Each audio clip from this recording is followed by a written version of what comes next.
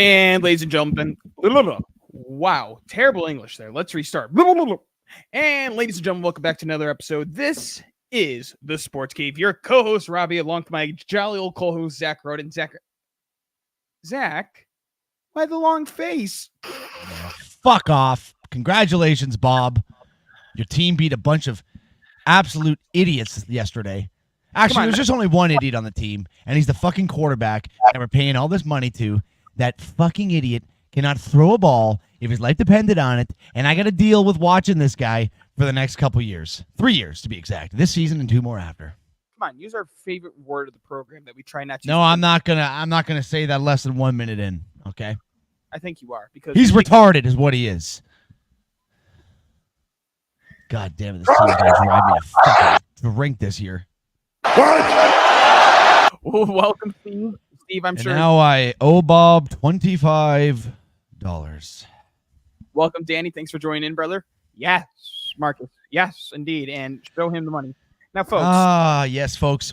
Week 1 in the NFL is almost wrapped up. We got one more game tonight. Monday Night Football, San Francisco 49ers against the New York Jets. That should be a absolute doozy of a game.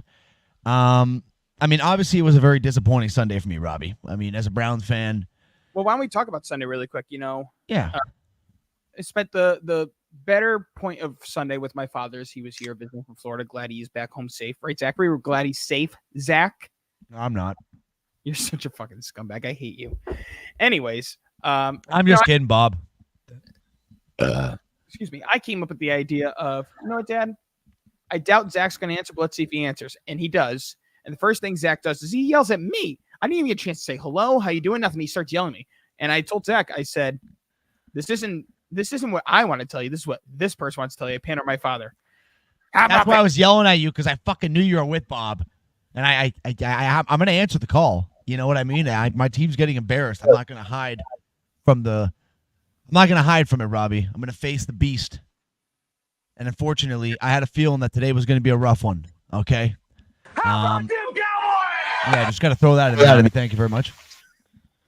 But yeah, I mean, regardless of the Browns game, though, I will say, get into that right away. Let's go and recap this whole Browns-Cowboys game, because you know what, you'll be able to recap it better than we can. Okay. Well, I got a stat to read for you here, Robbie. I have a stat to read for you here that I favorited on Twitter. Now, it would have been good if I had this ready, but of course. Don't. Now, Zachary, would you like to listen to a local Cleveland radio station with the caller calling in and the radio host reacting before you? I will, but real quick. I have the stat right here. Okay. Historic. Wait, sorry, I hate to cut you off again, but if we're going to talk NFL, we got to get right into it. Yes.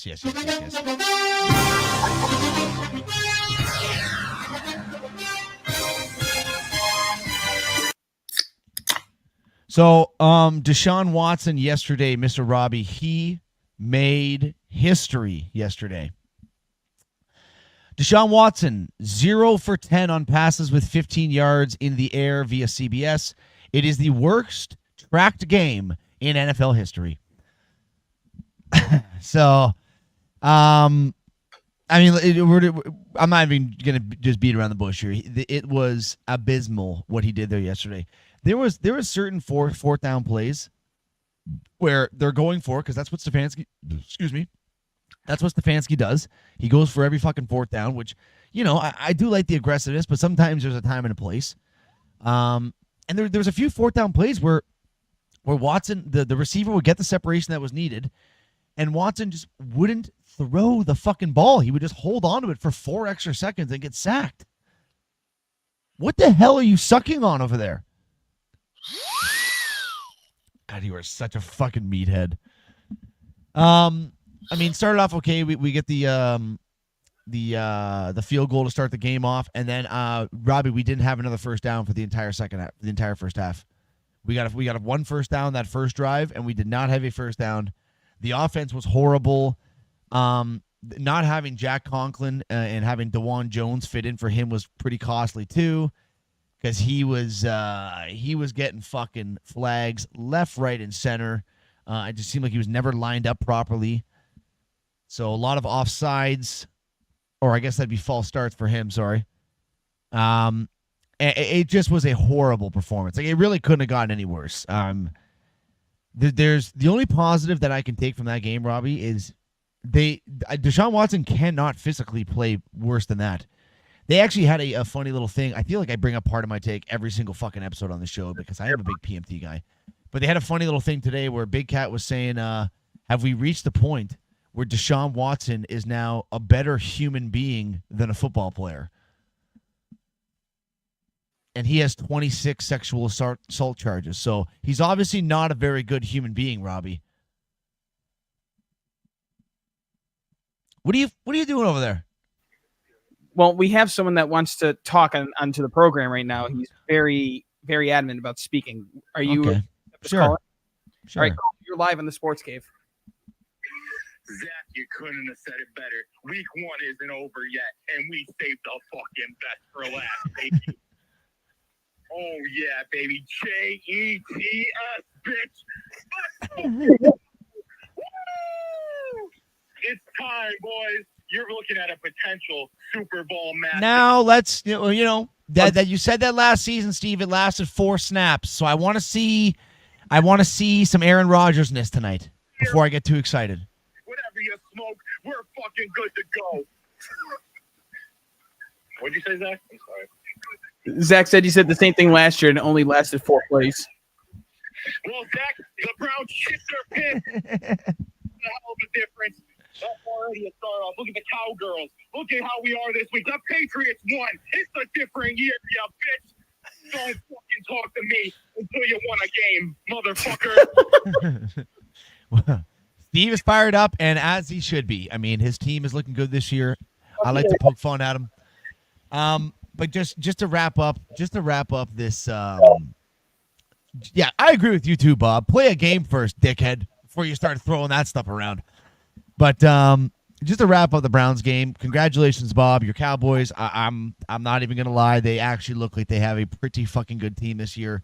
The running game for me was something I was a little bit not worried about, but I was a little bit. Mr. Carlavari, brother. The running game for Dallas to me was one thing that I saw on paper going into that game where I'm like, you got Ezekiel Elliott, he's getting up there. Dalvin Cook, who didn't even play, and then this Dowdle kid. And I got to say, Zeke actually looked pretty good, Robbie. He looked pretty good. CeeDee Lamb was doing CeeDee Lamb things. Dak Prescott, we also have to mention with him, $60 million a year, Robbie, for the next 4 years. $240 million. 231 of it guaranteed money, so giving him the biggest guaranteed money prize or a guaranteed money contract in NFL history. I mean, I guess obviously the ball was kind of in his court, but that's ridiculous. I understand Dak's a great quarterback, don't get me wrong, but that's Bob, I think you could even agree $60 million is a lot more than what you probably would have wanted to pay. Oh, he was pissed. He was not happy with the signing one bit, and I was sitting there laughing at him while we were enjoying our delicious pizza there. If you really think about it, I think my coworker, I'm going to give him a shout out in case he's listening, Mr. John Raymond, brought up $125 million. If you really think about it, Zachary, think about it. $125 million for 2 playoff wins. If we're realistically speaking here, he has 2 career playoff victories. That equates out to $125 million, essentially. That's pretty bad. It's a lot of money, man. That's a lot of goddamn money. Now, 60 freaking. How are they going to find a way to pay Micah Parsons? That's the exact. Yeah, you paid he's the next guy on the list. Paid CeeDee Lamb money. You gave Trayvon Diggs money. I think last year or 2 years ago. You're going to have to give Dad, I'm going to need your help here. The second corner last year, who had like 6 or 7 interceptions. Trayvon Diggs. No, not Diggs. Bland. Yeah, Deron Bland. Yeah. Yep. So I mean, they got it. I don't know how they're going to figure all this out, but $251 million guaranteed of a $260 million contract is absolutely insane. No, 231 for $240 million. But still, it's a ridiculous amount of money. Yeah, I think I actually saw one that's at 270 with $251 million guaranteed. Like the numbers are all over the place. All we know is that dude is getting over $60 million a year. He's getting a high-paid quarterback in football, which in my mind is outrageous because quarterback. What happens now, like when like a Joe Burrow or a Patrick Mahomes or a Josh Allen contract needs to be negotiated? Are we looking at like $70 million a year for these guys? At some point down the road, we will. Although I don't think Patrick Mahomes is going to look for the max out because he's getting like 48 million, I think, and then he has all those endorsements.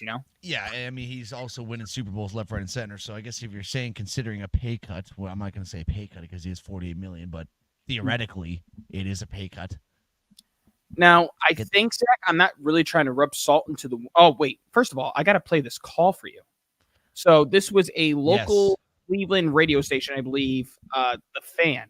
A caller calls in, and the radio host goes absolutely berserk. Take a listen, Zachary. I don't think we need to show the video because there is no video. It's just them showing whatever app they're listening to on. So here we go. 216-474-0092. You ready to go to the phones? Sure. All right. Dave in Macedonia, you're first up on The Fan. Hello. Good morning, boys. Hi. He's quoting Daniel Caffey. Please. There's two numbers. You'll figure them out. 42.9, 144. What is all this? Watson's quarterback rating, Mayfield's quarterback rating. Oh, Christ. I can't do this Hold for on. one more second. No, that's enough. That's enough. The first call out of the box, we're going to do this. The very first call out of the box, we're going to do this. No. I know what his quarterback rating was. I know that he was good. Guys, I'm not doing it right out of the damn box. Can I have a little bit of time before we do this? Can I have a little bit of time? That he ain't coming home. He ain't coming back. Only to play us. That's it. He had a great day down there. Congratulations on all his success. I can't undo the trade. I can't undo it. You ready to go to another one? Go ahead. Zachary, are you? I feel his pain 100% because you look at Baker, who's 100% healthy now, and let's be honest, Robbie, he doesn't even look good. He looks great playing for Tampa Bay. He does. Oh, can we just not do this? This guy just said, can we just not do this, please? Look at these throws. Fucking 6 feet behind Amari Cooper. It's not loading. Like, I'm trying, but it is not loading correctly. Anyways, let's move on. There's a lot of other games we got to go over. There are a lot of other games, Zachary, but It's let's be honest here. Like, I know you want to move on. I know you don't want to talk about. I really want to know what your expectations are going to be the rest of the year from the Cleveland Browns. Obviously, it's only week 1, but I mean, that is a terrible start. So I'll tell you one thing right here. This is two things we should note from this game. Both tight ends on both teams went down with injuries. Jake Ferguson of the Dallas Cowboys looking that he avoided a serious ACL injury. But an MRI will confirm that, and Njoku is feared to have a high ankle sprain, so that'd be a big loss. Honestly, Robbie, at this point, my expectations are I don't think we're going to be a playoff team. Obviously, I know it's just the first game, but we have the toughest schedule to deal with this year. I mean, these are some of the games, like the Cowboys, they're not a bad team by any means. They're a good team. But like those are kind of like those 50-50 games where they're going to have to win those. Like they're going to have to win a few of those ones. Those tough battles against good teams. Like I anticipate splitting Cincy because we always at least beat them once. I anticipate probably splitting Steelers because the Steelers always find a way to beat us in one game. The Ravens, I probably anticipate losing both of those games to the Ravens. Maybe we'll get lucky and we'll split. I don't think this team's going to be a playoff team this year, Robbie. I think this is going to be but then I said it is just week 1, but Deshaun Watson looked so horrifically bad in that game. I just have absolutely no expectations for this team this year after watching that game yesterday. Okay. Well, we wanted to start off with that one because I know it was near and dear to Zachary's heart, and it's unfortunate, Zachary. I said it way before then, and I continue to say it now. They should never moved on from Baker Mayfield. Yeah, well, now it's definitely that's 100% true now. Okay, well, let's recap the rest of week 1. Let's start off with Thursday night. We had the Chiefs and the Ravens, and Zachary, this game was literally decided by a toe, something that I'm used to, something that I know very dear to my heart. Yep, Kevin Durant. Bang, bang. Isaiah Likely's big fat toe was just too big in the back of the end zone here on a last-second play to tie the game up. They get the touchdown, call the touchdown on the field. Going back to a review, you can literally see just not even his full big toe, like half of his big toe is on that line. But I mean, hey, it's not a touchdown. You're out of bounds at that point. The game goes in the Chiefs' direction. The refs kind of had a handful of Mahomes nuts all game long. Just getting all the calls, it seems like. Mark Andrews was virtually invisible. So if you drafted him in your fantasy as one of your top tight ends, my prayers are with you. And that's pretty much all. Hell of a game to start it off with. I will say that. Hell of a game to start it off with. Let me ask you a question. You give Derrick Henry the ball 5 times in the first drive and 8 the rest of the game. What the hell are the Ravens doing, dude? Yeah, that is very strange. Seriously, I mean, what he looked good when he was that first drive. He looked amazing. He looked absolutely incredible, and he only touched the ball 8 times after that. Now, Isaiah Likely had comments basically about the Chiefs after this. Are you ready for this, Zachary? 10-4. This is probably the worst game we're going to play all year. So if this is their best that they got, I mean, good luck in the postseason. What are your thoughts? I mean, that's easy. It's easy to say right there after a loss. But I guess in his defense, they were literally about an inch away from possibly having the win in that game, because you got to assume they're going to go for 2 if they get that touchdown. Harbaugh had the 2 fingers. They were going for 2. Yeah. So, I mean, for white cleats next time. That's my advice for him. Wear white cleats next time, Patrick Mahomes. I like that line from Mr. Mahomes. But yeah, no, I think that was a good way to kick off the season here. You got a dynamic game to start it off. 2 great offenses, 2 great defenses. I think that's one thing that the people like. This Kansas City Chiefs defense is actually fucking fantastic.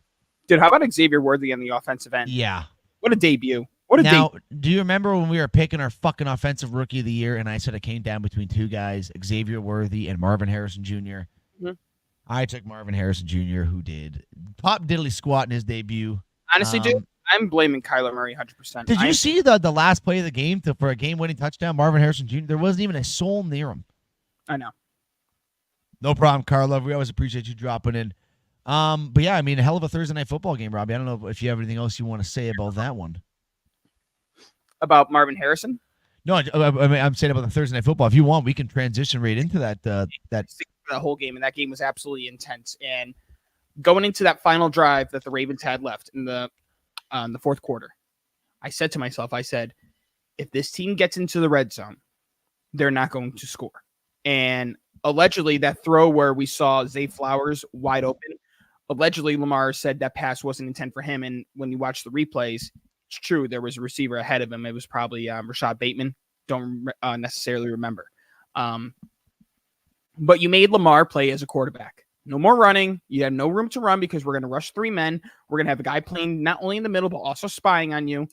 And if you stay in bounds, then the clock's going to run out because you got no more timeouts. So now you got to be a quarterback. And Lamar did throw a very good pass to Isaiah Likely. Isaiah Likely made an even better catch and just a toe away. Other takeaway. Patrick Mahomes is probably going to be Patrick Mahomes dominant again like 2 years ago. Yeah, he's looking good. He's got some weapons. About Juju's almost catch. That was almost a crazy catch by Juju Smith-Schuster. And this is all without giving the ball to Travis Kelce and Travis Kelce dominating. I don't think Travis Kelce is going to need to be the Travis Kelce of old. So a lot of fans will probably be very upset about that. But like you said, the defensive end, they were doing pretty good.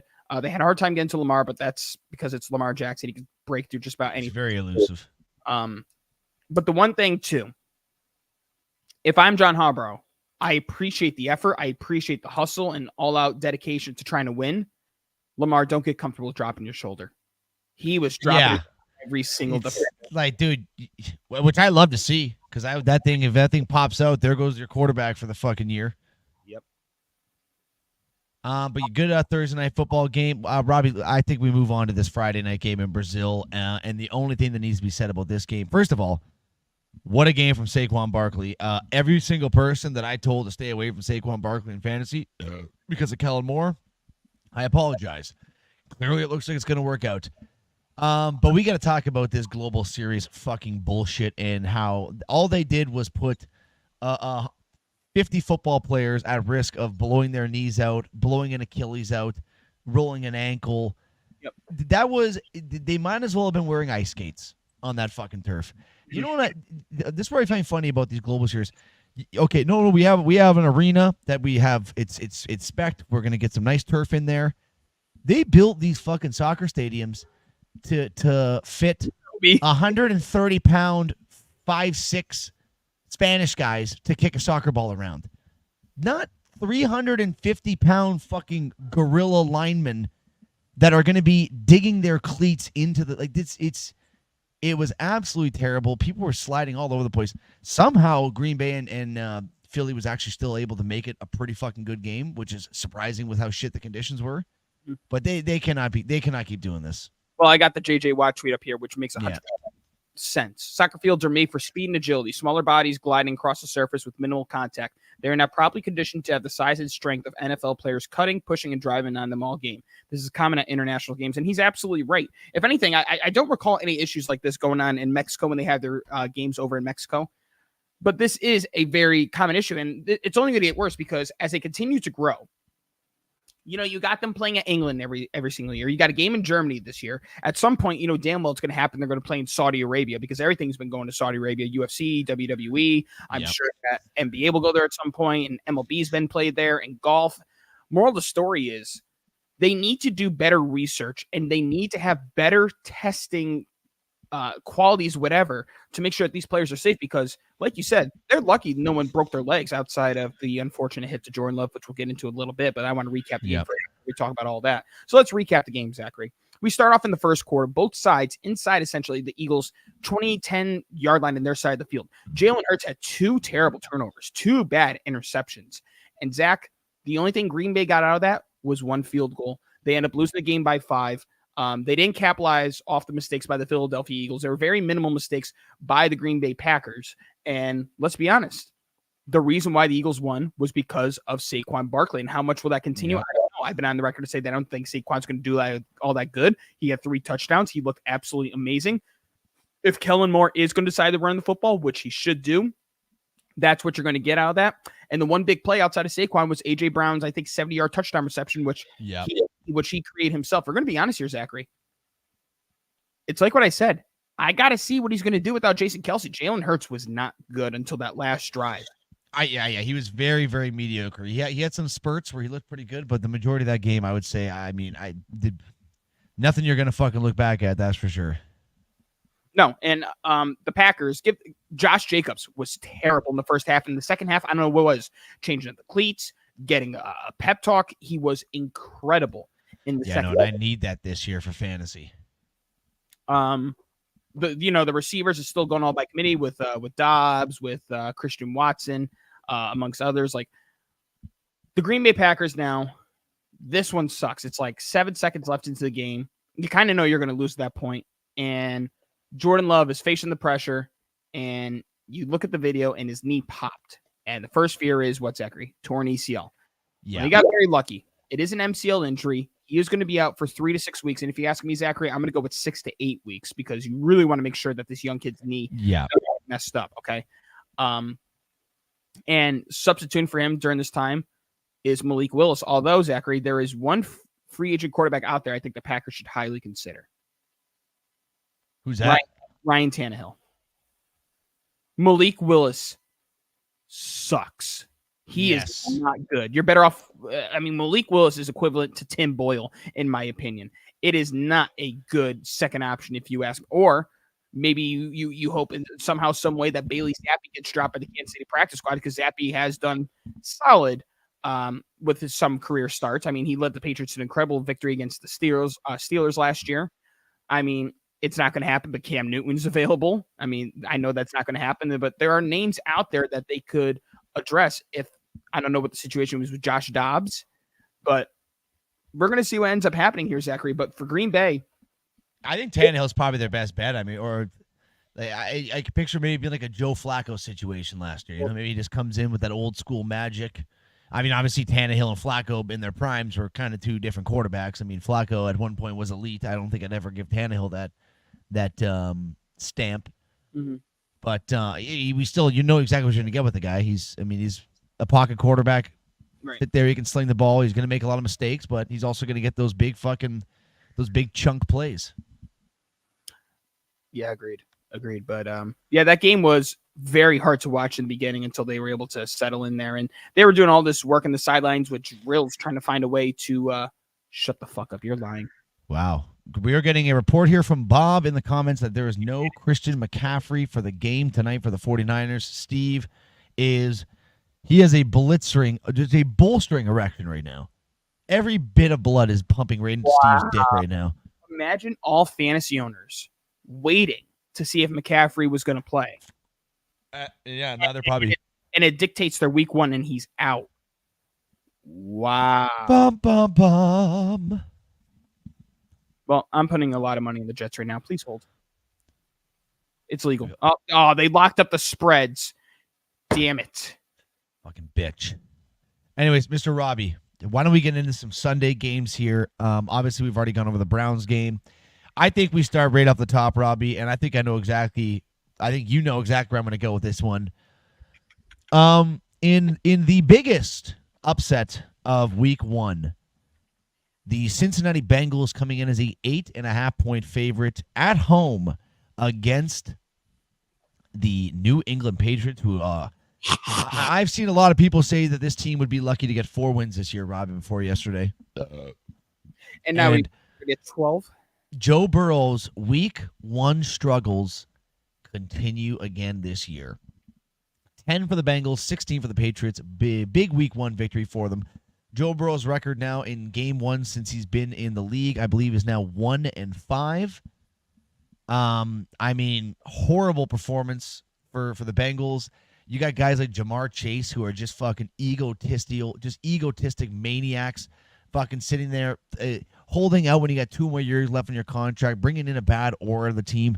Joe Burrow looked horrible coming back after that big injury last year.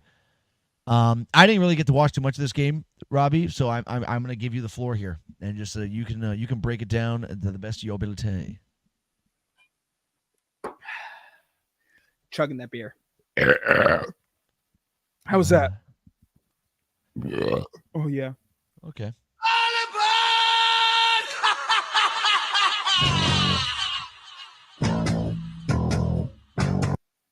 Now, Zachary, that is the Patriots song they always come out to, the 8 times during the Super Bowl in my existence, Tier 0. Anyways, Zach, when I found out Saturday that T. Higgins was doubtful and basically listed out, I was like, ooh, that's a big hit. And then when you find out Jamar Chase is dealing with an illness, now it's like, something's a little fishy here. Checking to see if the spread's updated on this Dallas or the Jets game here. Me too. It is. The Jets are plus 3.5. Plus 3.5? They're still underdogs? Yep. Money line. Who we taking? We taking Breece Hall or Garrett Wilson for a touchdown? Who we taking? I don't know. I'm going to put $50 on a money line right now. Boom. $50 money line locked in. Okay, guys, right in the comments here on the board, who are we going to take for some touchdowns here? I want to get a 3-touchdown parlay going here. How much do I have left in my account here? I got $46 left. Same game parlay. In Jets money line, Garrett Wilson touchdown. You heard it here first. Okay, all right, Zach. I'm gonna go. Yeah, keep going. Shut your mouth. Shut your freaking mouth. Okay. Fuck off. Okay. The Patriots defense, seriously, has to be considered underrated heading into the season. People forgot about this gentleman, Zachary. I'm sure you forgot about him, but I didn't forget about him. I'm super hyped that we got him back because I saw what his little bit of track record was last year. Christian Gonzalez has been amazing ever since he came to the season last year before he got hurt. Now, Zachary, here are some numbers for you about Christian Gonzalez. You ready? Yep. Sorry, I'm trying to get all the burps out of the way. God damn it. Okay. So before heading into against Jamar Chase. Oh, no, Jamar Chase's numbers are here. Let's start at the very beginning.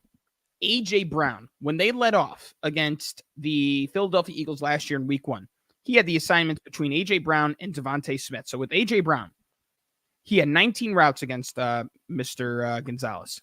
4 receptions, 47 yards. Bam. Devontae Smith, 11 routes, 2 receptions, 22 yards. I don't know what PBU means after that. Then the following week, it gets even tougher. He's got to deal with Jalen Waddle and Tyreek Hill. Jalen Waddle in 4 routes, 1 reception for 15 yards. Tyreek Hill last year, who had over 2,000 receiving yards and was the most dominant player on offense last season outside of the quarterback position. 17 routes, 0 receptions, 0 yards, 1 interception. So he's a good piece.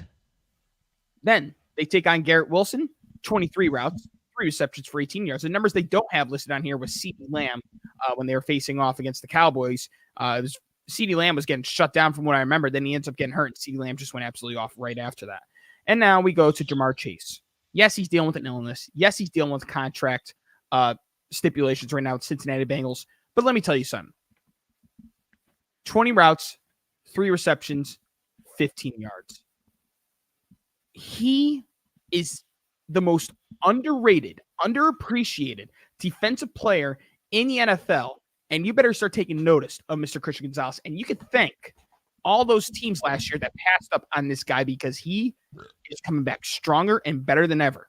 He has been absurd. Now, the other person I want to bring up. I thought with the trading away Matthew Judon, things weren't going to get any better. Matthew Judon was not only the heart and soul, essentially, that defense, but he was arguably the best player right there with Gonzalez. Oh, yeah. Second-round pick last year. 2.5 sacks yesterday against the Cincinnati Bengals.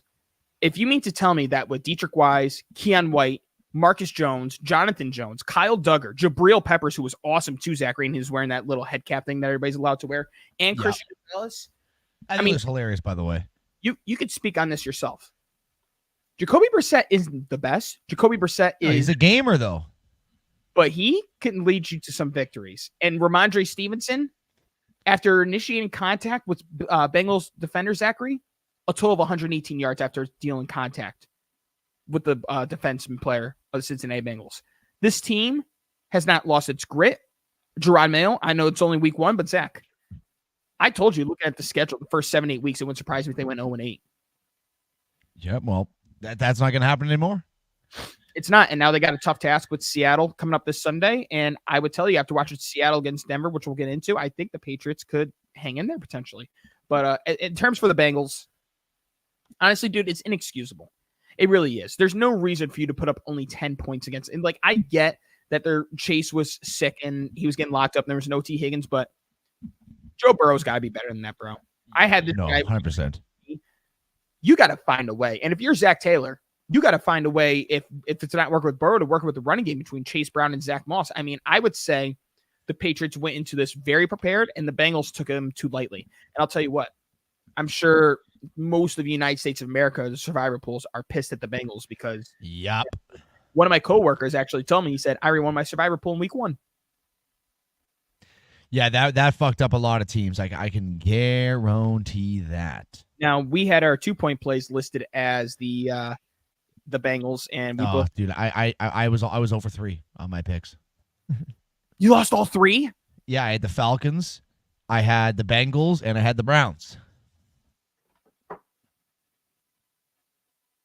You know what I'm looking for. But it's not loading. You're a lucky man. Oh, here it is. I'm just going to scroll all the way down here, Zachary, and give you the old.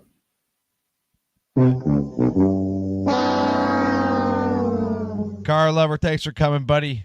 Have yourself a good sleep. And I can guarantee you I'll be saying some fucked up shit tonight. I'll tell you what, right now, Zachary, I'm up 3-0. Car lover, have a blessed night, sir. I'm up 3-0 on you with a chance to go up 4-0, which is looking pretty good because the Jets are plus 4.5 when we made our picks. Also, folks, just a heads up. There will be no second show this week. Unfortunately, we both ended up winning our softball game, so we are busy Thursday with our softball teams. We both have important dinners to go to on Wednesday, and Friday I have a wedding to go work. So unfortunately, there will be no second episode. You can follow us on our social media sites at the Sports Cave 1 on TikTok, on Instagram to see what our going to be. We'll have all of our picks up there. I'm assuming Wednesday night sometime, Thursday morning sometime. Yeah. They'll be up there at some point. If you guys want to get up there, give us a follow, give us a like, give us a share. Let's fucking take this bitch to the moon here, Robbie. But let's also keep going on. Let's keep going on with some football here. A lot more games to cover. I think, you know what? I'm just going to go quickly over some scores of games that we really don't have to say much about. I mean, I guess if you want to talk about Carolina and New Orleans just smoking them. I do want to talk about Bryce Young is still absolutely garbage. It took one throw in the game to realize, yep, this guy's a full retard still. Interception on his first throw it's going to be a tough year for Carolina, Robbie. Zach, it's going to be even worse than what it's been. I mean, they're going to go down with the worst trade in NFL history with the Chicago Bears. I mean, it is catastrophically terrible. It is horrendous. And, they were so close because if I remember correctly, their quarterback coach last year was Josh McCown. Excuse me. And Josh McCown was so adamant and so dependent on them drafting CJ Stroud that they said yes. And the night of draft day, they switched it to Bryce Young, and it came from the ownership. David Tepper is an absolute joke, and this franchise is going to go back to its ways of being a joke before they even had Cam Newton and before they made the Super Bowl prior to Cam Newton. They are going to be the new Cleveland Browns of the NFL because someone has to take that title because you guys say what you want. You had a bad week 1, but you've been very successful the last 4 to 5 years, I'd say. They are going to be a bunch of catastrophical losers. And I feel kind of bad for Bryce Young too, because I do think there is talent there. There's no one around him. He's got no pieces. Your starting running back is Chuba Hubbard. Mm-hmm. I mean, it's like, come on. The guy's set up for absolute disaster. But he also does fucking suck. I mean, let's be honest. He's just not good. He's not good at a quarterback. He knows what he's doing out there. I think there's a big thing of lack of coaching. I think this guy could be a player. Let's not forget. Say what you want. Geno Smith was nearly the same way. Look at Geno Smith now. Bryce Young hasn't had the right opportunity like Geno Smith has had. Yeah, and he does seem like a type of guy that's going to stick around. Like, I mean, obviously, give him a few more years. It's still not working out. Maybe he gets traded somewhere to become a journeyman backup, and then he watches someone play for a few years, maybe gets his confidence back, and maybe he's a late bloomer. But I haven't seen anything that's going to get me excited if I'm a Carolina Panthers fan. No, I agree. Robbie, another one that, I mean, the game itself, not really much to talk about here in this next one I want to bring up. Actually, you know what? We'll go through the 1 o'clock games first before I get to that one here. Robbie, we had a hell of a game here in Indianapolis. Colts and Texans, an absolute classic to start the year off. God, Anthony Richardson's freaking touchdown. Dude, he is that's another guy that kind of scares me with what you were saying about Lamar earlier about dropping shoulders when he's running. That guy does not know how to go down. He just gets clobbered, but he's such a big body. I think I saw a stat that since high school he's started only 17 games. Yeah, no, that's actually guaranteed. A very true stat. He looked great yesterday, though. I mean, they kept up with the Texans the entire game. I kind of thought the Texans were going to really run away with that one. Ends up being a 29-27 game. What a good game to start the season off. Nico Collins, killer on the stat sheet. It's going to be a good Houston team this year, but this is also going to be a good Colts team. Watch this throw. This is insane, dude. How the hell is he on the money? That is insane. On the money. Now, Zachary, what college did Anthony Richardson go to? Florida. He did. You didn't think I was going to get that, did you? Didn't. Go Gators. But Zachary, the Houston Texans find a way to win this game, and Stephon Diggs had 2 touchdowns in that game. I guess maybe silencing some doubters. Yeah, I mean, he definitely fucking shushed him up a little bit there. But like I said, it's one game. I mean, I think we had a feeling that there's definitely potential for Diggs to have a monster season here, playing as the second possible third string option for this Houston Texans team this season, Robbie. So, I liked what I saw from both teams. Though I think even if you're a Colts fan, I would not. I mean, obviously you'd be upset you lost the game, but this is not a bad Colts team by any means. You know what I am afraid, though, Zachary? I'm afraid they're not going to be utilizing Jonathan Taylor to the full potential because of Anthony Richardson. I mean, if you get Jonathan Taylor going on the ground game, you're going to open up the game even more for Anthony Richardson. I think they need to start utilizing Jonathan Taylor. I know it's only week 1, but I believe he only had like 16 touches, if I'm not mistaken. It wasn't anything substantial. I mean, Jonathan Taylor, with all that money you're paying him, should be touching the ball at least 20 to 25 times. I mean, Joe Mixon touched the ball 30 times, 30 yards, 159 yards with a tutty. Yeah, I know. I agree with you. He was not utilized as much as I think he would have liked to. That's for sure. No, and Michael Pittman, only 4 receptions on 8 targets. I know. He fucking killed me in fantasy. Thank God I had a great week, though, from everyone else. Josh Allen is an absolute animal in fantasy. We're going to get into that later. Yeah, Texans 29, Colts 27. Both good games from both those two teams there. And I believe, I was going to say it was the highest scoring game of the week one, but I believe that is the Philadelphia and Green Bay game. Let's get into another kind of surprising one here, Robbie. Pittsburgh Steelers. And, I mean, I think I might have to agree with you here, Robbie. I think TJ Watt is the best defensive player in this league. I mean, this guy, the fact that he is getting flagged because he's so good at his job that it makes it look like he is offside is absolutely incredible. He was all over Kirk Cousins.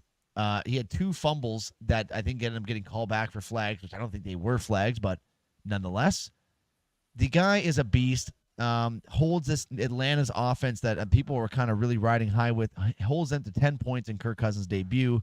Not a very strong game for Cousins. Steelers take this one week 1, 18-10 in Atlanta, which honestly looked like a home game for Pittsburgh. It was ridiculous. Insane. They traveled well. Russell Wilson was set to start the game, but before the start of the game, after warmups, it was dictated he could not go, so Justin Fields ended up getting the start. But the real MVP of this game was Chris Boswell. 6 field goals, and he had to punt once the punter went down, which their punter is now out for the rest of the season with a knee injury.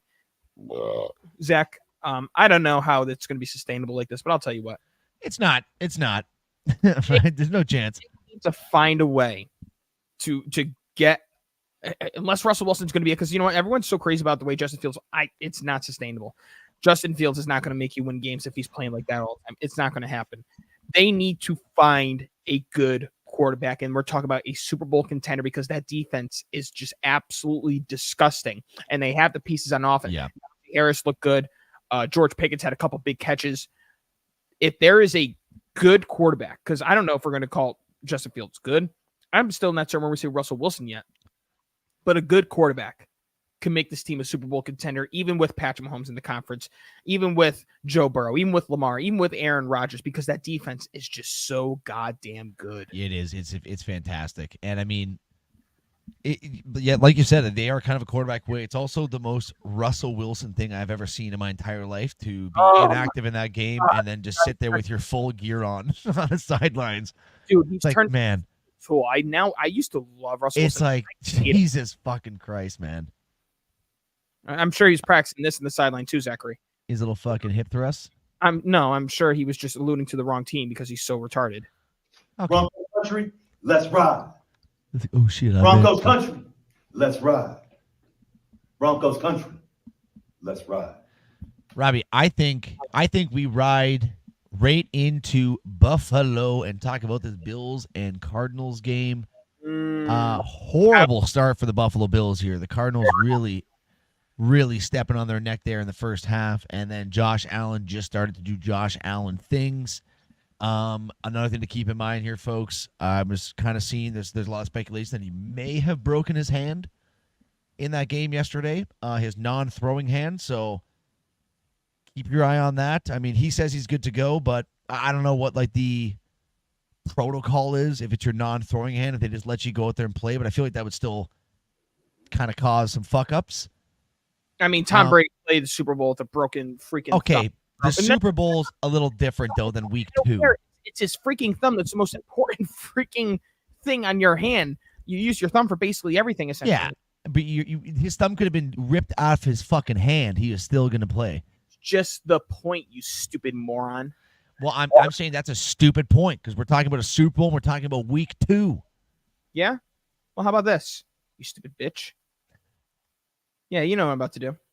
What? How about them Cowboys? Oh, you keep riding this wave in week 1 with your victory. Okay, we'll see who's laughing at the end of the year. How about them Cowboys? But okay, can we get into our fucking show here, please? For Christ's sakes, we have a lot of football to talk.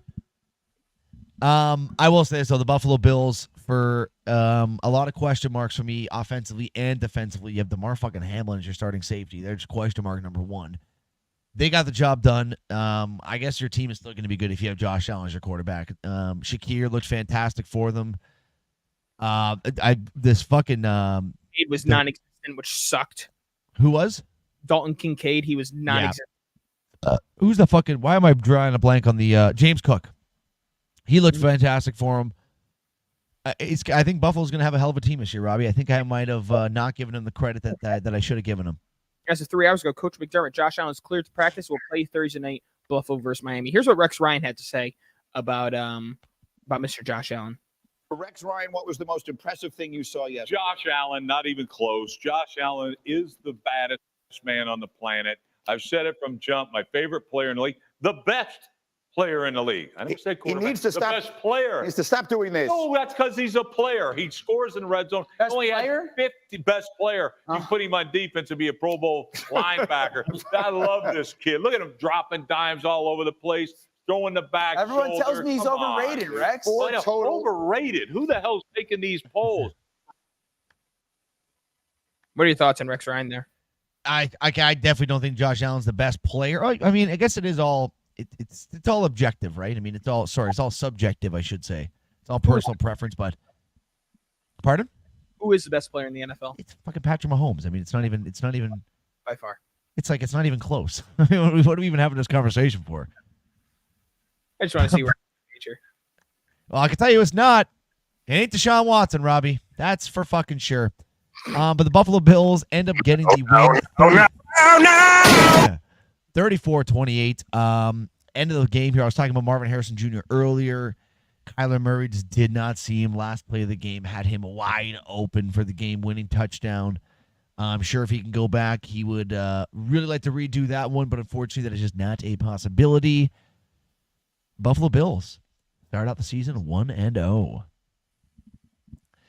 Robbie, can we get into some quarterback debuts here, please? We had 3 to start week 1. Only one of them was able to get the victory, and let's get right into that guy right there.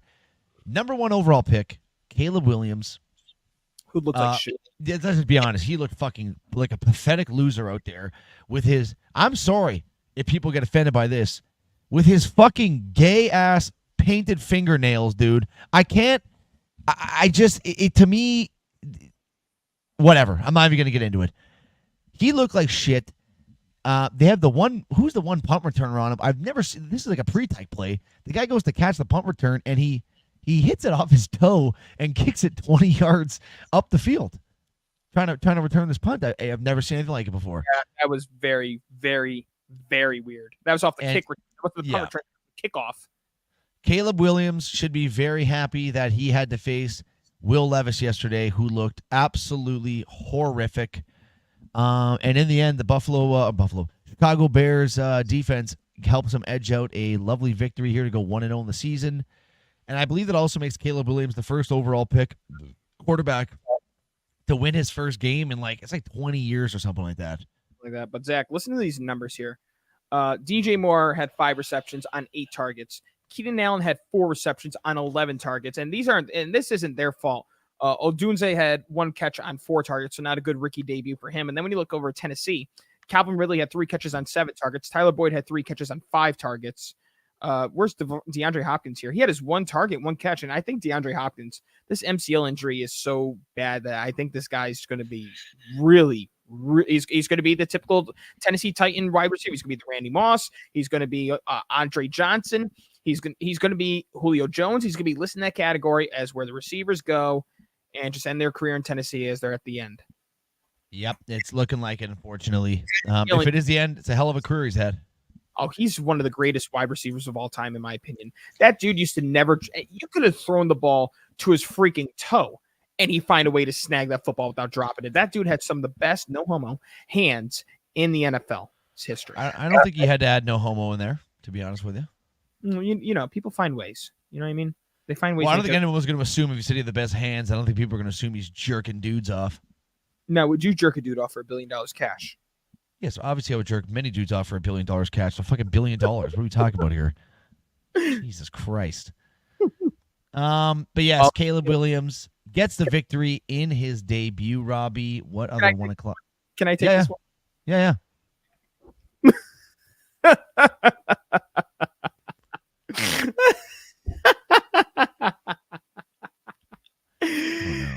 You know, I hate the Dallas Cowboys. I do. But there's one team I hate equally as much. And honestly, it's not because of past history. It's because, once again, of their disgusting, nauseating, ludicrous fans. And that is the New York Giants. The New York Giants lose to Sam Darnold in the middle. Robbie, not just lose. Get pumped. They get pumped by Sam Darnold. They got raped. Oh, my God. Okay. Yep. I'm going in that direction. Jesus They lost Christ. 28-6. And Zachary, you can sit here and say, you can advocate for all the times that I've said this, and I will continue to say it, and I will say, because you know what? Maybe I saw a couple things where Giants fans are kind of waking up to it, and I've been saying it since last season. Tommy DeVito is better than Daniel Jones. Daniel Jones stinks. He is absolutely atrocious. And say what you want about the 5 drop passes, okay? That guy can't read a defense. He looks confused at the line of scrimmage. He holds onto the ball too long. He makes bad decisions. Zach, since he signed that contract, that crazy, luxurious contract that he got, he's had 2 passing touchdowns. Actually, if we want to think about 5, 2 of them on the offensive side, 3 to the defense, 3 pick 6. Zach. He sucks. He's so bad, dude. Like, what? If I'm Brian Dable, how the hell are you going to secure a job for next year if you keep throwing Daniel Jones out there? I mean, he's digging himself into a hole here. It even looks like Brian Dable's done with Daniel Jones too, but I guess in his mind is like, well, his back's pretty much against the wall. Maybe we do see Tommy DeVito. I got to say one thing about this game, Robbie. How the fuck do you ever expect to win a home opener if you come out looking like that? Those are the worst uniforms I have ever seen with my own 2 eyeballs. They are just horrible. I also like the Giants fans that stuck around hours after the game to wait for Daniel Jones to come out to fucking boo the shit out of him. Yeah, they waited the entirety of him leaving just to boo him. And you know what, Zach? New York fans are the absolute worst. I'll sit here and say, even as Yankee fans, we're the absolute worst. You ain't got nothing better to do with your life than sit there and wait for the guy to come out to just boo him. Yeah, he's obviously not in a good mood after what he just did out there. What I would like to do is play a video here. I can't show it for copyright reasons. Of New York Giants, I'd probably say Hall of Famer, Tiki Barber, talking about the mistakes made by Daniel Jones.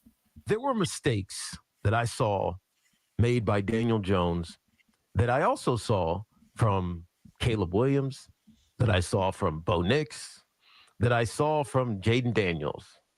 The difference is those guys are rookies, and Daniel Jones is in his 6th year in the NFL. And there are things like reading wrong through progressions. There are things like not taking the easy throw. There are things like looking flustered in the face of clean pockets. Those are all things that Daniel Jones needs to and has to do better. Otherwise, this Giants team is going absolutely nowhere. Right now, there is not a fan. There is not a pundit. There is probably not a lot of people in that locker room that feel like Daniel Jones is their answer at quarterback. And I know that's not saying a ton, but it's saying enough. Daniel Jones has to be better. Otherwise, he will not be the starting quarterback for the New York Giants. And people want to put a timeline on this. I'm not saying do it today. I'm not saying do it next week, but I'm giving him a quarter of the season. There were mistakes. What are your thoughts? I 1,000,000% agree with him. I mean, you can't put this product out in front of gigantic football market that is New York. I mean, it's freaking. It's hard to watch, to be honest with you. And I know we try not to overreact week 1, but Zach, this is I don't get it. All right, like I don't know how Giants fans are so blind, because I made this argument to them so many times. They made the playoffs because of Saquon Barkley. And now look at Barkley with that's why he left. He definitely felt underappreciated by not getting a contract offer immediately by the Giants, which they look at him and say public enemy number 1. If you're a Giants fan, you need to reevaluate and be like, damn, Joe Shane really let this one down, because he was the reason that we were so successful. I'm going to give you one more guy who I think is actually a Jets fan, and New York personalities, Zachary, are the absolute best. This guy I think is actually a Jets fan, but he goes off about Daniel Jones' performance on Sunday. I can't do it anymore. Where you sit there at 1 o'clock, you throw on the game and watch Daniel Jones attempt to play quarterback. I can't do it anymore. It's year 6. It is year 6. Enough. This is why I hated the pick of Neighbors. It's not Neighbors. They need a quarterback. How many weeks and years do we got to watch Daniel Jones? I'm begging. I can't do it anymore. Daniel Jones. How could you be worse than that? You got significantly outplayed by Sam Darnold. I can't watch him anymore, BT. I'm sorry. I said this before the year. I said it all offseason. This is why I knew it was going to be a problem. I can't watch him attempt to play quarterback. It's impossible to watch. Yeah, I mean, he said it pretty goddamn truthfully there, Robbie. It is literally. I would like to sit here and commend Sam Darnold about his performance. 19 of 24, 208 yards, 2 touchdowns. He did have the 1 interception. But Zach, I mean, when you really look at this whole thing, I mean, we all went into the season expecting Vikings to not be good. We knew that they had Justin Jefferson. I know Aaron Jones is there obviously too, and Aaron Jones had a pretty good game as well. But looking at this, it was almost like, well, Sam Darnold's had no success in his entire NFL career, but Daniel Jones has had that 1 playoff run, and he actually did win the playoff game, which I'll give him the benefit of the doubt. He won them that playoff game. So you went into this with confidence. You got Malik Neighbors. They brought in a lot of offensive linemen to address the offensive line situation. Even though they lost Saquon, they brought in Brian Burns. Their front 7 should look pretty good with Brian Burns, Kayvon Thibodeau, and Dexter Lawrence. And Zach, I go back to the Bengals, and I had this time with the Giants. They looked ill-prepared. And Brian Dable, it's only week 1, in my opinion, has to be on the hot seat. This cannot continue to happen. Well, it can't get any worse in New York, Robbie. We got one more 1 o'clock game to go over. And I'm going to call this one the Scotty Scheffler 2.0 game, because we almost dealt with another athlete being arrested before playing a sport that he plays. Tyreek Hill, the Miami Dolphins, detained for speeding, where it looked like he was thrown out of his car onto the ground in handcuffs. The police officer has since been suspended while they investigate this case. So obviously this guy had a bit of a fucking authority trip. I told everybody, I said, what if he was a Jaguars fan? He was trying to do the right thing for Jacksonville. Well, it didn't work because Tyreek Hill went there and did Tyreek Hill things, gets himself an 80-yard touchdown, and then proceeds with the handcuff celebration, where he makes it look like he is going to prison, which I actually loved. I think if you're the cop watching that game, you're probably just like, fuck me. But the Dolphins survive against the Jaguars, surprising to say, in Miami. They get a last-second field goal from Mr. Sanders to take the 20-17 victory at home. I don't know. 1-0. I don't know if you watched most or any of that game, Zachary, because I was going through with Red Zone. Dude, I was talking to one of my coworkers, the same one who won the survival pick. That was ugly to watch. I mean, I get that you got all these speedsters, but Jesus Christ, the amount of screens that they threw. Jacksonville was prepared. It was just on the offensive end. They couldn't capitalize. Trevor Lawrence actually looked pretty good. It was just those little plays that mattered the most they couldn't capitalize on. And Tua is actually the only quarterback. Obviously, there's 2 more options tonight, or 2 more chances tonight, I should say. So far, the only quarterback to throw for over 300 yards in a game this season, Robbie. Well, it's early on, and when you have speedsters like Tyreek Hill and Jalen Waddle, that'll happen. Yeah. Do you have anything? Yeah. Do you have anything else you want to say about this game here, Robbie? Thank God Jalen Waddle came back after being evaluated for concussion for fantasy reasons. Mr. Waddle is safe. Jack, I might win fantasy today. I'm going to give you the score right now. This is full point PPR. This isn't the standard league. This is full point PPR.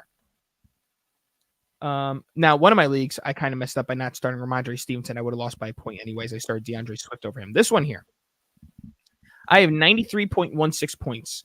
Joe Burrow, Jalen Waddle, Christian Kirk, Jahmyr Gibbs, Jonathan Taylor, Laporta, Dave Montgomery, Younghoe Koo, and Buffalo. And everyone was giving me shit at the draft, too, about drafting Dave Montgomery, too. Well, Dave Montgomery got the game-winning touchdown. Dave Montgomery, I think, touched the ball more than Jahmyr Gibbs. Yeah, I have 3 Lions players, but they're going to be one of the best offenses in the NFL, so suck it.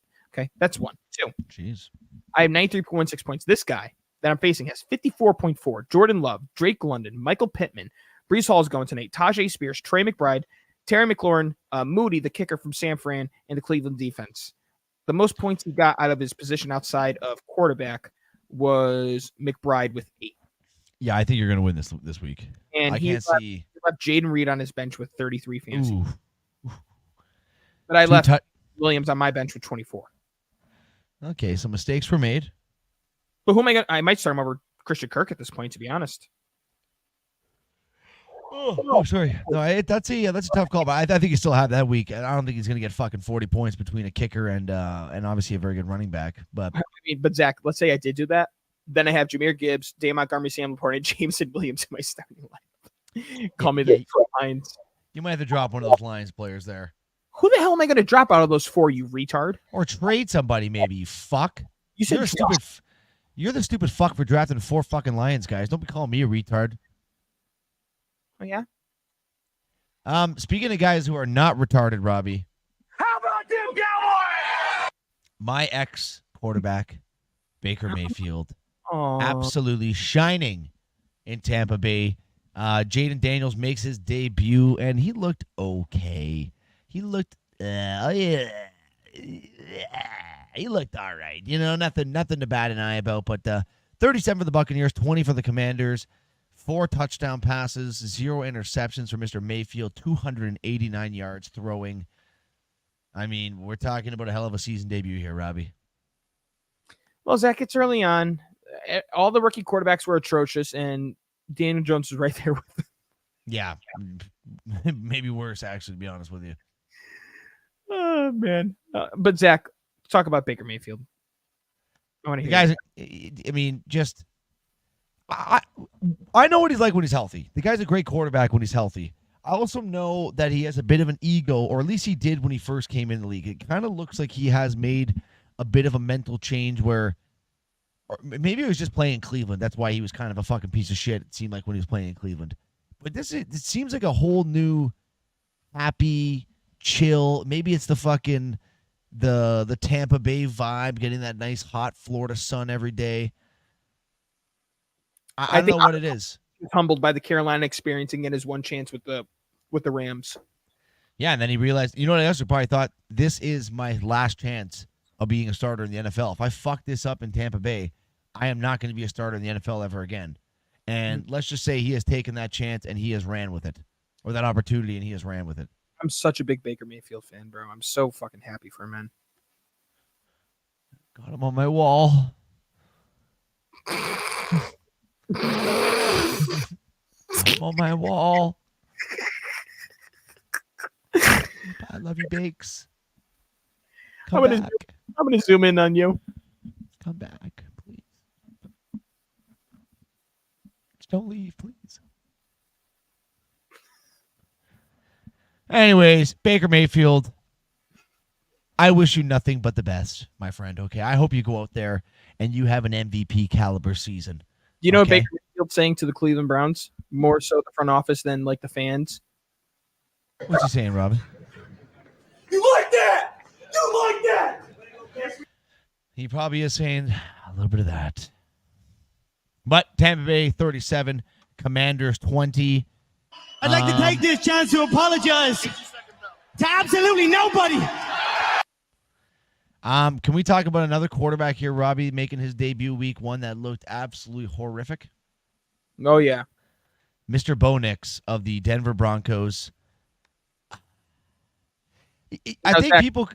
I have the perfect audio to describe his performance. It's the biggest piece of dog shit. That's pretty fucking spot on.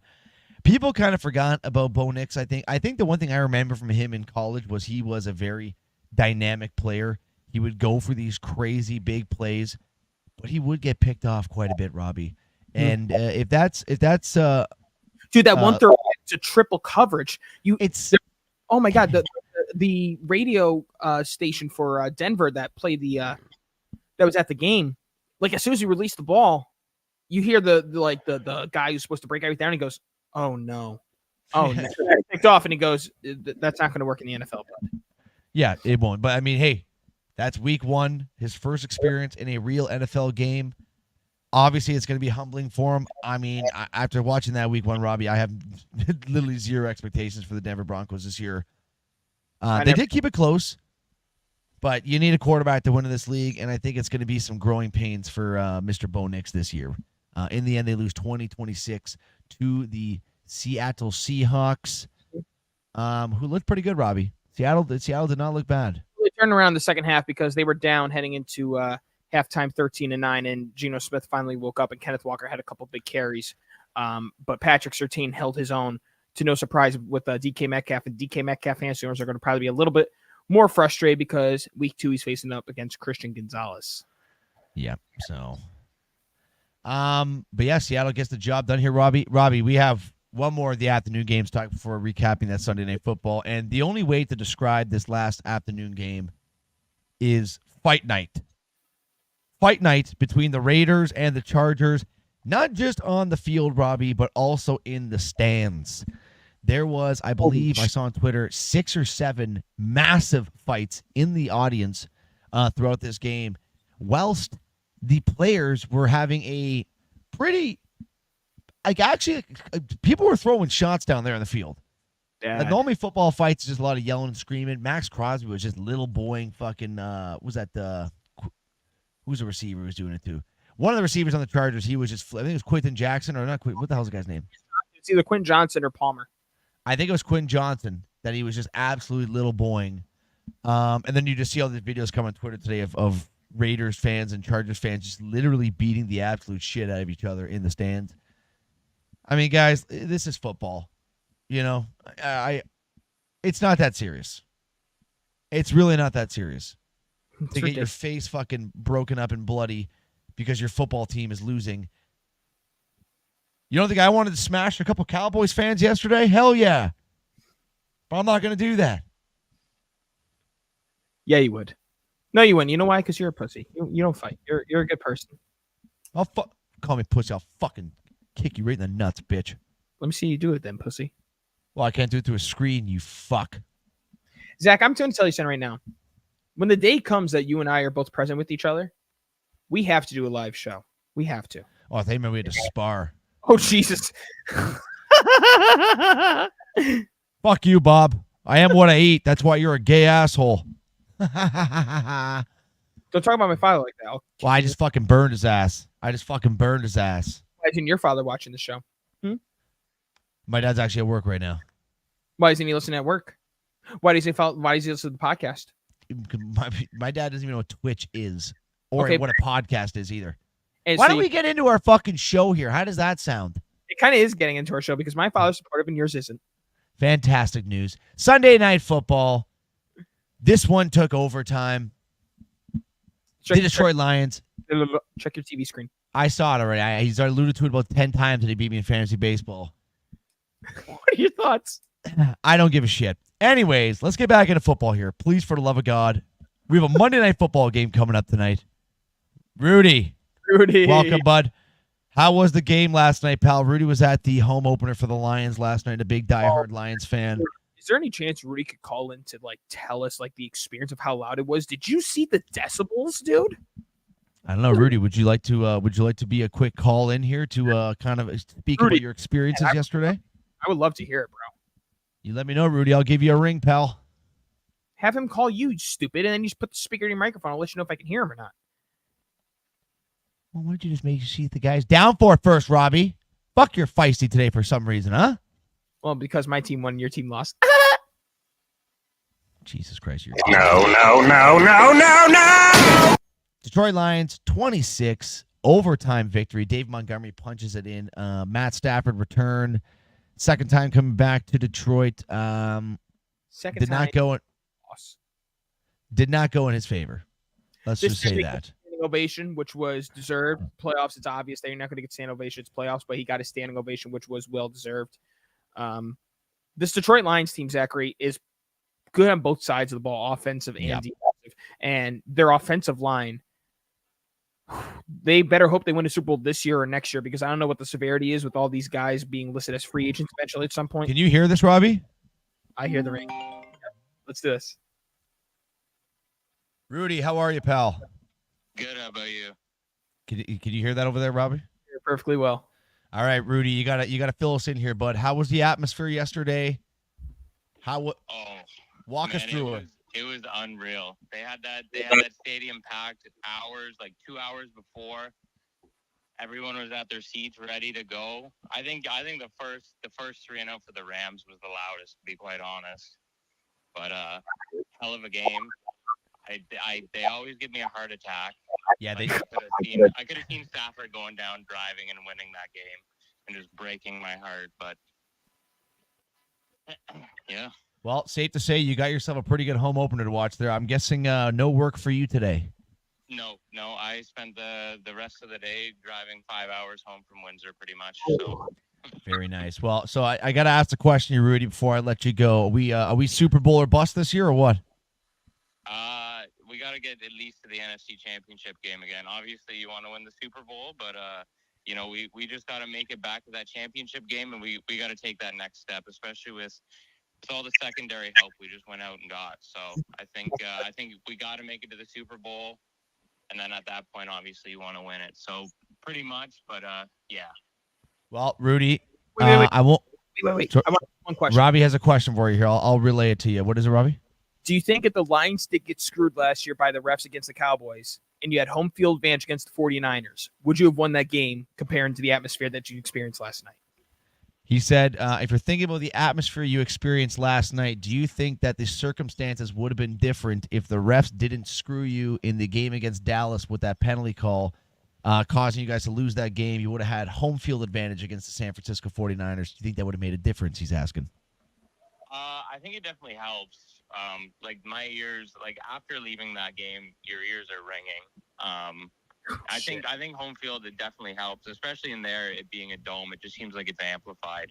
Everything's just kind of that much more kind of crazy. So I think it would have helped.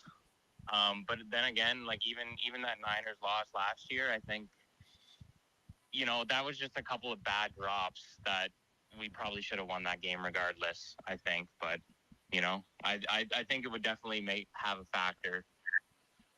Yep, I agree with you, Rudy. Well, I guess, Rudy, I'm because my team's a bunch of pathetic losers, I'm going to join the Lions bandwagon as my NFC team this year. So let's purr, as the cats say, right? Meow. So gay. That was so gay. Lions of the AFC.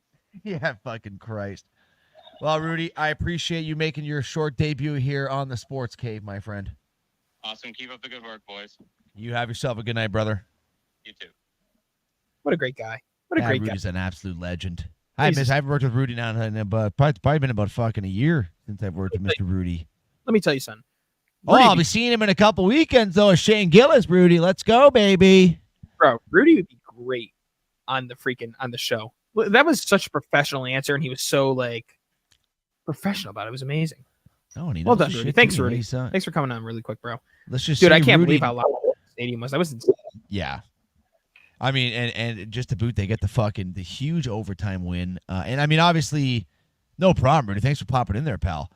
And obviously, that's got to be a huge sting for Matt Stafford. And I'm sure Rudy just loves to just give him that little jab, Yeah. Dude, they have that one guy in defense that isn't Aiden Hutchinson, the white dude with the long hair linebacker. Does it feel like that dude was on every single guy? Fart Mike. We have a Fart Mike live. I hope you get pink eye. You sick. You literally so far up your ball. Yeah, I want to make sure it was going to get picked up. Sorry, Robbie, you were saying, by the way, I forgot you were saying something. I'm good. On to the next topic. Okay, before we move on from our week one recap here, Robbie, we do have to note tough news coming out of Los Angeles for the Rams here. Puka Nacua dealt with a knee injury throughout preseason. I guess they thought he was going to be good to go for week one. Unfortunately, another knee injury for Mr. Puka Nacua, placed on the IR, missing a minimum of 4 weeks. If you have Cooper Kupp in fantasy right now, you're probably pretty fired up because that is going to be a lot of looks now for Mr. Kupp. Maybe we're going to see the Cooper Kupp that almost got 2,000 yards a couple years ago. Who knows? Very possible. And we know Matt Stafford can throw the fucking football. That's for damn sure. Mm-hmm. So keep in mind that. Actually, right, before we get into that too, I guess I will just go through this. In regards to the Seattle Seahawks, Kenneth Walker III left late in the fourth quarter with abdominal pain, but it was told the reporters afterwards he was good for the next game. Zach, we got body camera footage of the Tyreek Hill incident. Oh, play it. Okay.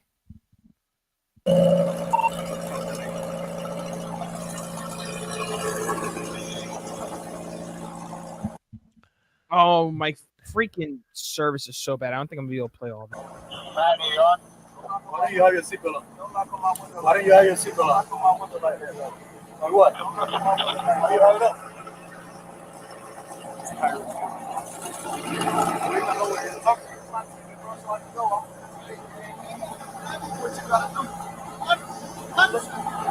Get down. Hey, keep your window down. All right. I mean, he is being a bit of a dick, if we're going to be honest. Hey, keep your window down. Keep your window down. I'm gonna get you out of the car. As a matter of fact, get out of the car. Give me that. Get out of the car. Give me that. Break that freaking window. Get out of the car. Get out of the car right now. We're not playing this game. Get out. Get out. Get out. Get out. Get out. Get out. Get out. What part of blood do you understand? Oh, shit. I'm getting arrested, Drew. I'm getting arrested. Oh my God. I'm getting arrested, Drew. I'm getting out, bro. God damn, twin. When we tell you to do something, you do it. You understand? I'm getting out. You understand? Not what you want, but what we tell you. You're a little fucking confused. I'm getting out, bro. Too late. Too late.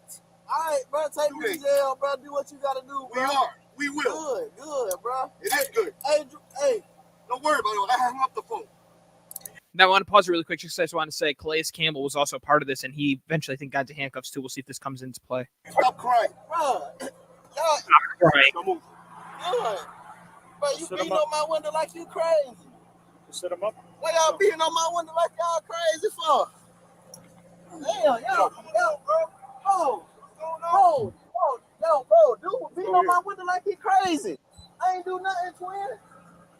Dang. Yep, and that's why you got suspended, you fucking stupid, authority-driven prick. Hold on, bro. I just had surgery on my knee. I just had surgery on my knee, bro. I just had surgery on my knee, bro. I just had surgery in your ears when we go there. Chill, bro. Chill, bro. Hey, Joe New, bro. Back up. Hey, call Drew. Call Drew. Call Drew. Call Drew. Call Drew. Hey, call Drew. Call Drew, bro. Call Drew. Call Drew. Hey, call Drew, bro. Hey, what? Hey, call Drew, bro. Just call Drew. Hey. Oh my God. That's Calais Campbell. That's Calais Campbell, I think. What am I doing that's wrong? Hey, listen. Hey, listen. Hey, man, they got Tyreek. The cops over here beating on him, man. They over here beating on Tyreek, man. Don't park there, man. Just get in Hey, the yo, car. hey, Drew, you gotta come, man. Just get in the car. Straight up the side, on the side of the, Hey, get in the car. You're parked in the middle of the street. I'm in the car. You gotta go before you get a ticket. Hey, you're in the car. Who's the driver? This is my car. All right, move. You gotta move right now. That's Calais Campbell. Let me have your license. You're gonna have ticket too. I'm coming. Let me have your license. You're gonna have ticket. Let me have your license. I'm leaving. I'm not playing. Let me have your license. Your license right now. Your license right now. You're not gonna give me Look your at this license. fucking stupid fucking idiot. You're not gonna give me your license. This cop is actually fucking pissing me off. Right now. Hey, your I'd fucking license drill right this now. pussy right in his Or I'm throat. gonna lock you up. Your license right now. Your license right now. You're dealing with me now. Your license right now. Yeah, Wow. well, congratulations, buddy. I hope you never become a cop again because clearly you don't have the fucking mindset to be a good cop. Wow. Now, Did you see how fast that escalates? In the only defense I will say to the cops here is why do guys have to be like, keep your fucking window down, just be respectful, and I can guarantee you wouldn't have been thrown down there. You might have caught these dudes in a bad day. Obviously, that one guy is a bit of a prick. We can all agree with that. But I don't think Tyreek Hill helped himself out there very much, to be honest with you. no, but I mean, why is that guy barking at Calais Campbell like that? Well, he is parked in the middle of the fucking street. He's not over on the side. He's over on the side. He's not in the middle Like of the road. this, though. He's like in an angle of taking up like a lane and a half. You blame him? He's worried about what's happening to I understand that, and it's also, as Marcus just said, It's probably true what Marcus said. Well, I don't know if he was, I don't know. But I'll tell you what, dude. I mean, that was definitely a form of racial profiling. You see a couple. Let's just call a spade a spade. You see a couple big black guys with chains on, and all of a sudden you're at an immediate threat. It seems like these police officers think so. I don't know. I think there's got to be some serious testing that needs to be done for these police officers that are coming out of the academy now in the future, because you can't have egomaniacs like this with fucking guns strapped to their side. Like, realistically, we could be talking about Tyreek Hill being killed right now with the way shit goes with police officers in the States when it comes to African American males like that. Like, that's how fucked up it is. He was probably fucking terrified, getting slammed onto the fucking floor. And then that poor, that fucking stupid cop had to go home and watch him get an 80-yard touchdown reception. The hot pavement, because it's freaking Miami, Florida. It's 90 degrees, and that pavement is probably scorching hot. And then they're telling him to get in the curb. He's saying, I just got knee surgery done. What does the guy do? Grab him by his shoulders and fucking rip him down to the floor? It's like, come on, buddy. You know, it's really unfortunate because those cops take I'll stand with the brothers. Sorry. Yeah, he was speeding, Mark. That's why he got pulled over. He was speeding. But those cops, they impact the whole police union as a whole, because you look at the bad apples of those cops and it affects even the ones that are decent and good. And it's sad. It's even if 1% of all police officers are fucking bastards, it literally just does. It was a seatbelt violation until they found out that he rolled down his window with his tints. He was speeding. Look at the car he was driving. He was speeding. Yeah, it's. I mean, thankfully, nothing bad happened of it. And thankfully that now they're actually going to be looking into this police officer, and maybe we'll see officers. Maybe we'll see these guys lose their jobs, and maybe that's what needs to happen for other cops to realize that you can't fucking treat people like this. No. And like you said too, you got to keep that window down. You can't roll that window back up. That's the only part where I'm like, come on, man. Like, you're just making this fucking hard on yourself. Mm-hmm. Like that's kind of, he's probably thinking in his brain, like, I'm fucking Tyreek Hill, man. Fucking Miami Dolphins star wide receiver. Well, remember when Marcelo Zuna got pulled up for his DUI, and he was like, I'm from the Atlanta Braves. I'm on the Atlanta Braves. And the cop's like, I don't care. Yeah, I don't give a fuck, dude. You're hammered right now driving a car. Yeah. But Robbie, that right there, my friend, that recaps.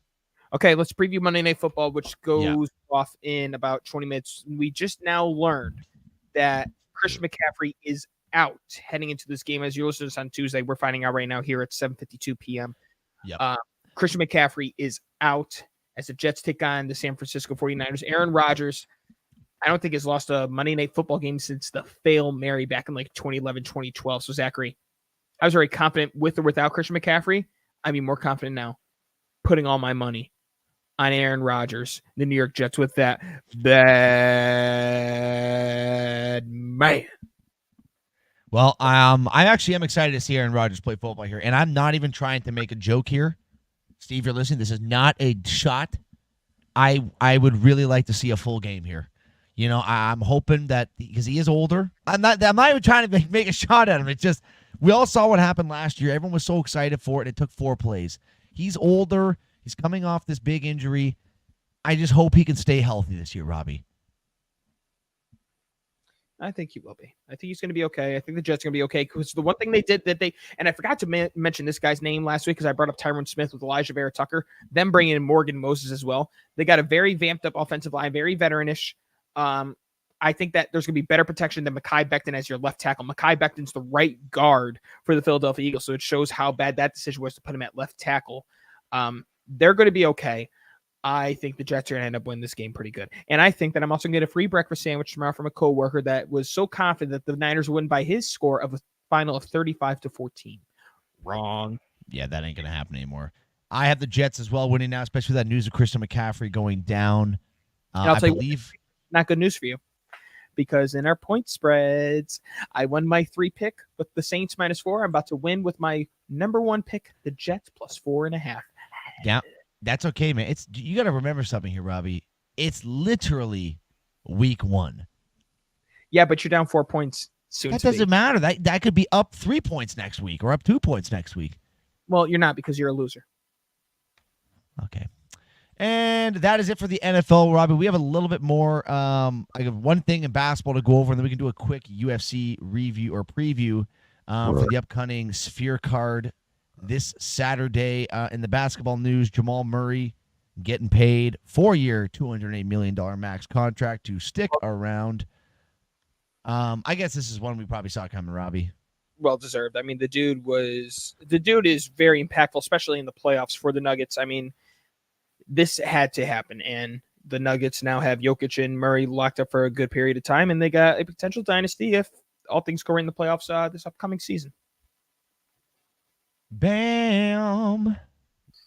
All right. Yeah, well, that's I mean, that's pretty much all for the basketball news there. I'm just getting up the UFC card right here. Real quick, actually, Robbie, before I get into this UFC card. Can I ask you one last thing?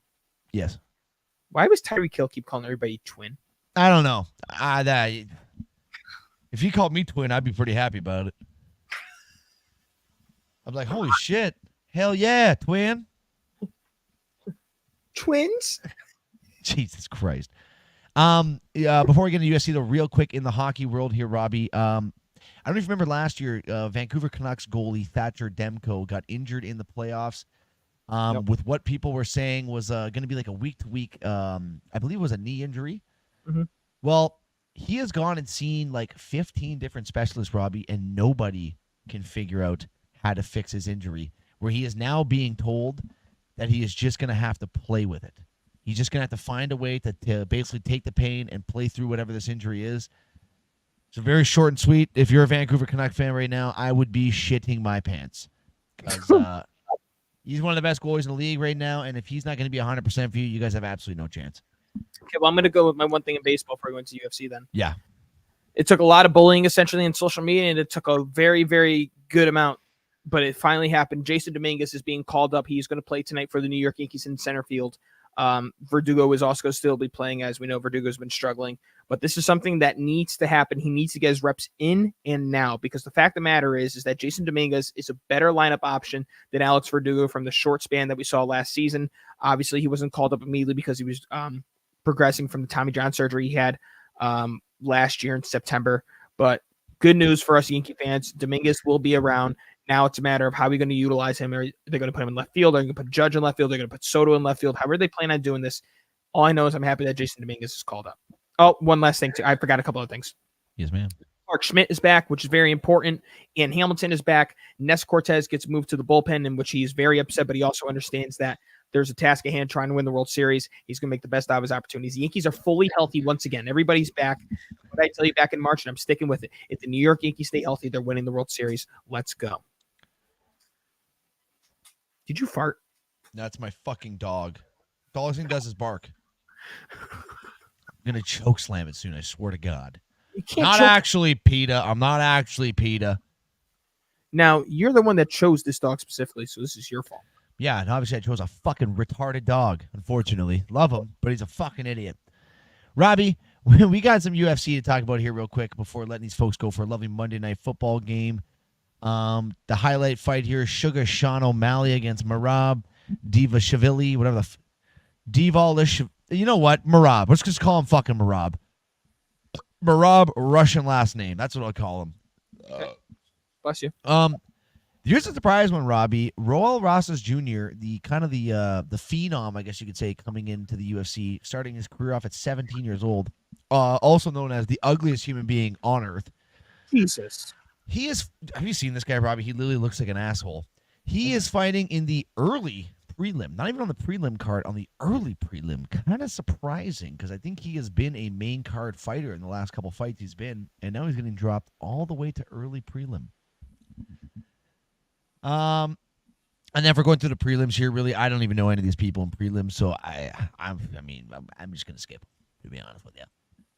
Getting into the main card here, even the first two fights, I don't know too much about them, Robbie, but one fight I do like is the third fight of the night, the featherweight battle between Brian Ortega and Diego Lopez. This Diego Lopez guy is a firecracker.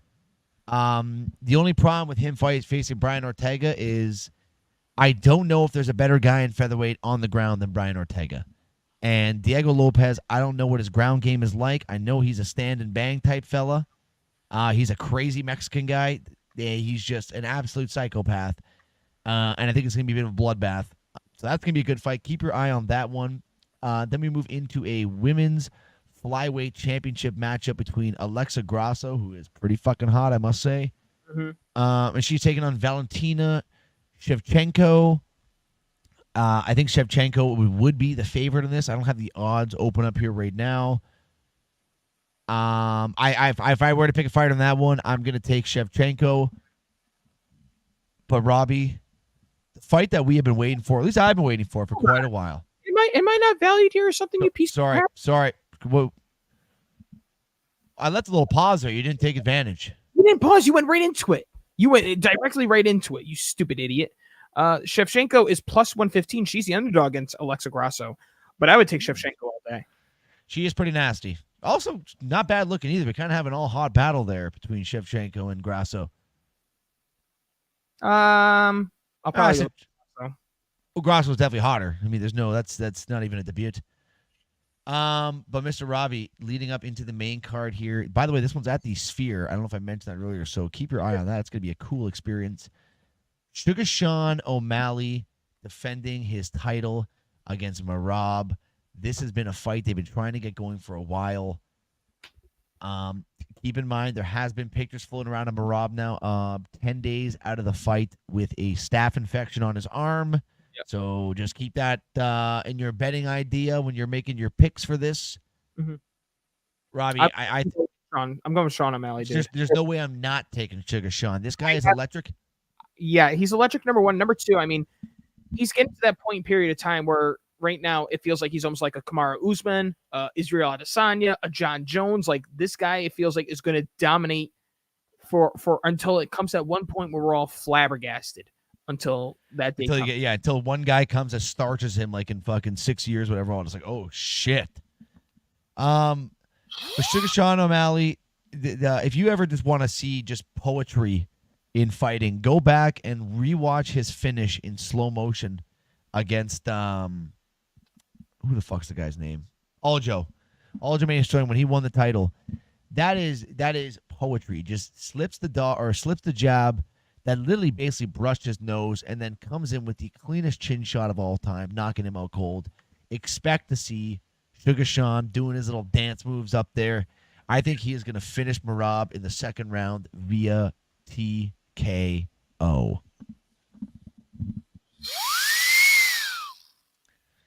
All right, Robbie's clearly lost his fucking mind here tonight, so you're gay. You know what's not gay though?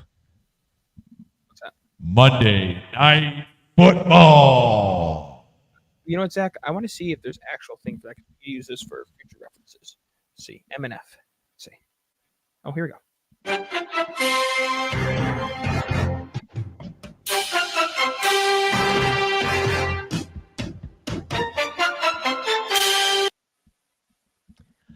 Monday night. I wonder if this is a fuller version.